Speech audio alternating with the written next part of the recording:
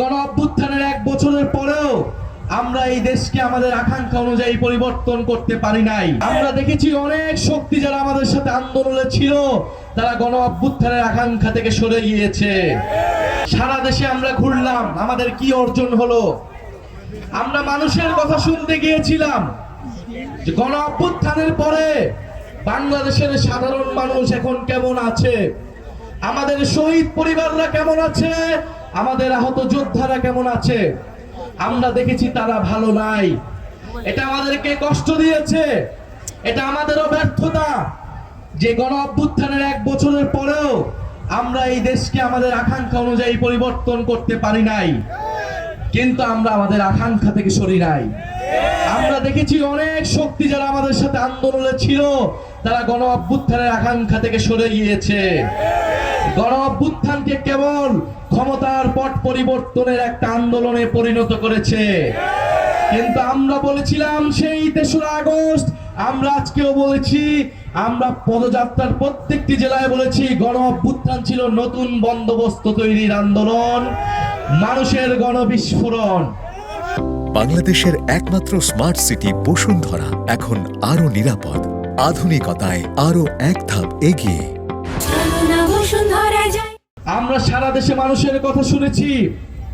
আমরা শুনেছি কৃষক চায় তার ফসলের ন্যায্য দাম, শ্রমিক চায় তার ন্যায্য মজুরি, তরুণরা চায় কর্মসংস্থান, মেধার মূল্যায়ন এবং রাজনৈতিক নেতৃত্ব।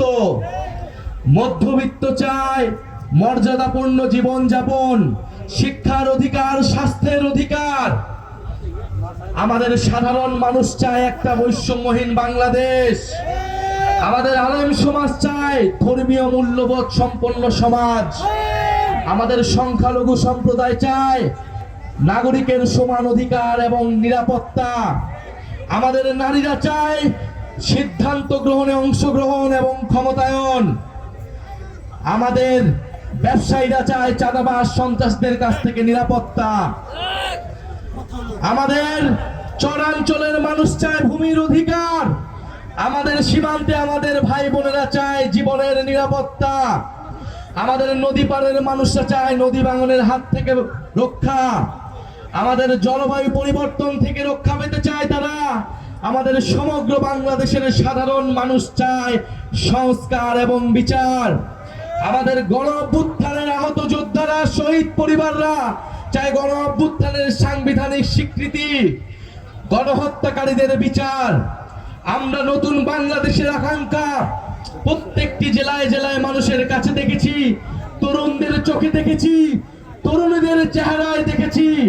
সেই নতুন বাংলাদেশের জন্য আমরা রাজপথে নেমেছি, লড়াই করে যাচ্ছি, সংগ্রাম করে যাচ্ছি।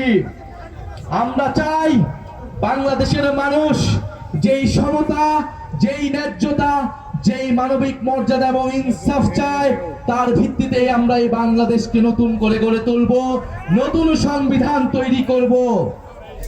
এই বাংলাদেশে 47 সালে আমরা লড়াই করেছিলাম ব্রিটিশ উপনিবেশের বিরুদ্ধে। 71 সালে আমরা পাকিস্তান হানাদার বাহিনীর বিরুদ্ধে লড়াই করেছিলাম। 24-এ আমরা ভারতীয় তাবেদার মুজিববাজি বাহিনীর বিরুদ্ধে আমরা লড়াই করেছিলাম।